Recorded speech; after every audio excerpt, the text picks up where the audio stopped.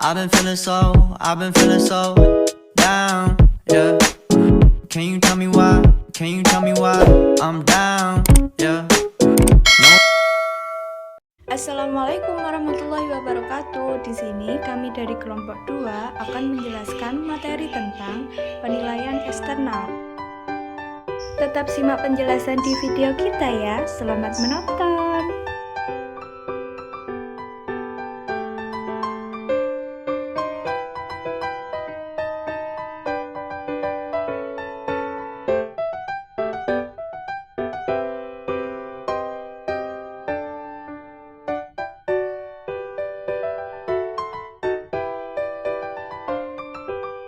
Hakikat audit eksternal.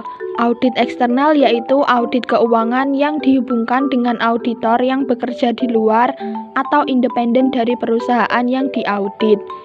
Tujuan audit eksternal adalah menjelaskan peluang utama dan ancaman yang dihadapi organisasi sehingga manajer dapat merumuskan strategi untuk mengambil keuntungan dari peluang dan menghindari atau mengurangi dampak ancaman.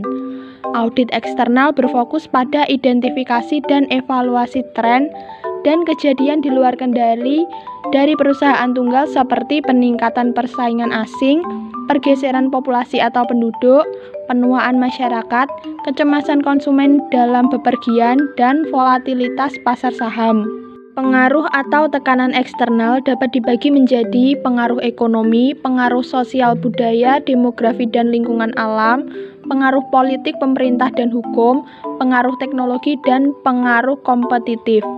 Freud menegaskan bahwa kunci faktor eksternal harus penting untuk mencapai tujuan jangka panjang dan tahunan, dapat diukur, berlaku untuk semua perusahaan yang bersaing, dan hierarkis. B. Kekuatan ekonomi. Kekuatan ekonomi di sini adalah kondisi ekonomi dalam negeri Indonesia dan kondisi ekonomi luar negeri internasional yang berpengaruh terhadap kondisi ekonomi dalam negeri. Pada dasarnya, kekuatan ekonomi tersebut dapat mengatur pertukaran material, uang, energi, dan informasi. Di samping itu, tingkat pertumbuhan ekonomi, tingkat pengangguran, surplus, dan defisit perdagangan, produk domestik per kapita, tingkat tabungan masyarakat, pertumbuhan ekonomi berdampak pada ekspansi pengeluaran masyarakat yang berarti permintaan produk atau jasa meningkat yang cenderung mengurangi tekanan persaingan dalam suatu industri. Hal ini memberikan kesempatan pada perusahaan untuk memperluas kegiatan operasi dan laba yang lebih tinggi.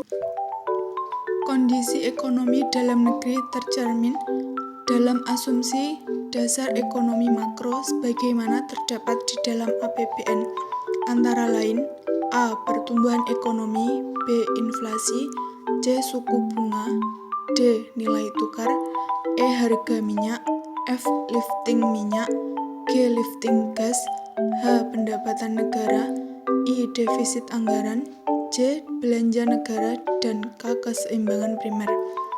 Kondisi ekonomi luar negeri internasional yang berpengaruh terhadap kondisi ekonomi dalam negeri misalnya A. Pertumbuhan ekonomi mitra dagang, B. Krisis ekonomi regional atau global, C. Peperangan atau bencana alam yang terjadi di negara mitra dagang.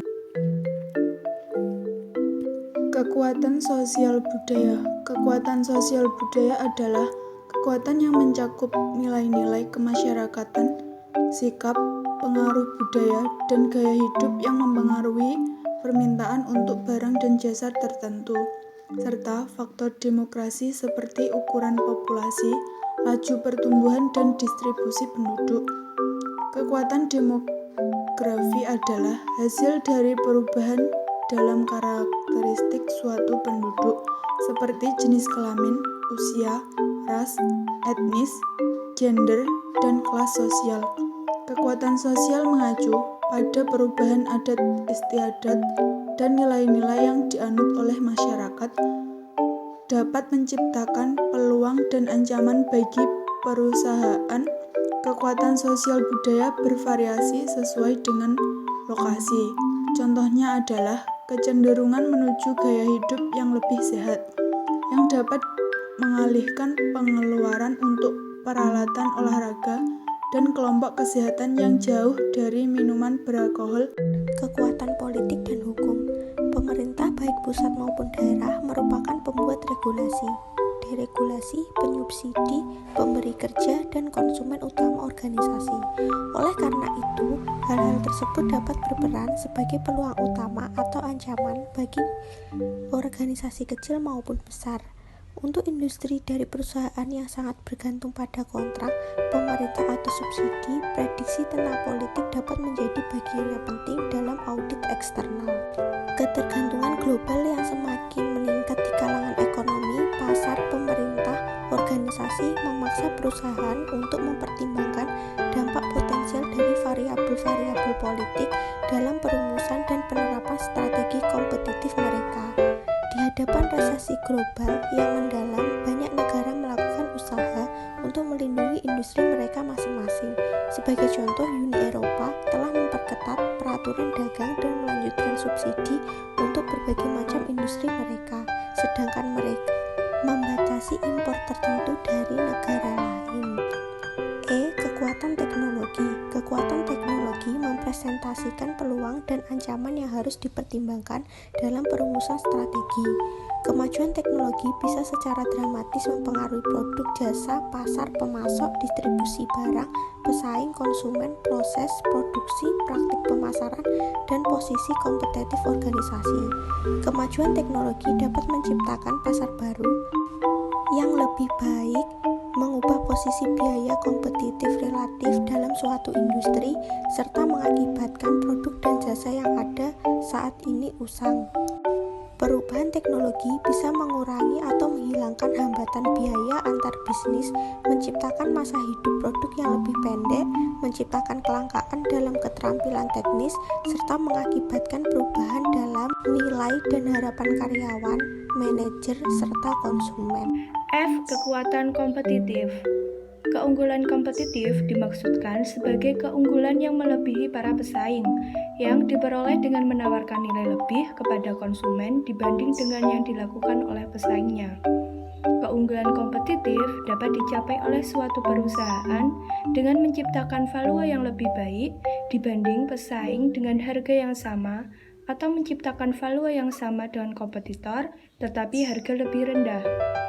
Kompetitif didefinisikan sebagai kemampuan untuk menggunakan sumber daya internal perusahaan untuk mengimplementasikan strategi penciptaan nilai yang tidak dilakukan secara bersama oleh pesaing. Menurut Porter, hakikat persaingan di suatu industri tertentu dapat dipandang sebagai perpaduan dari 5 kekuatan. Untuk yang pertama, persaingan antara perusahaan saingan. Yang kedua, potensi masuknya pesaing baru. Yang ketiga, potensi pengembangan produk-produk pengganti. Yang keempat, daya tawar pemasok. Dan yang terakhir, daya tawar konsumen. Itu tantangan global. Dalam pengertian yang paling sederhana, tantangan internasional yang dihadapi oleh perusahaan-perusahaan tersebut ada 2. Yang pertama, bagaimana meraih dan mempertahankan ekspor ke negara lain. 2. Bagaimana mempertahankan pasar domestik dari barang-barang impor. Sebuah sistem ekonomi dan moneter dunia mencoba mengambil keuntungan dari peluang yang ada untuk berbagai manfaat dari perkembangan ekonomi luar. Pasar tersebut berubah dengan cepat dan dalam banyak kasus beragam dalam segala hal, yaitu selera, tren, dan harga. Semakin banyak negara di dunia ini membuka tangan mereka bagi investasi dan modal asing. Hal ini mengakibatkan pasar tenaga kerja terus berkembang menjadi internasional. Negara-negara di Asia Timur telah menjadi pemimpin pasar di industri padat karya. Contohnya, Brazil menawarkan sumber daya alamnya yang melimpah dan pasarnya yang berkembang pesat. Dorongan untuk memperbaiki efisiensi operasi bisnis global membawa pada spesialisasi fungsional yang lebih besar. Globalisasi yaitu sebuah proses integrasi global dari perumusan, penerapan, dan pengevaluasi strategi yang dibuat berdasarkan dampak atas profitabilitas global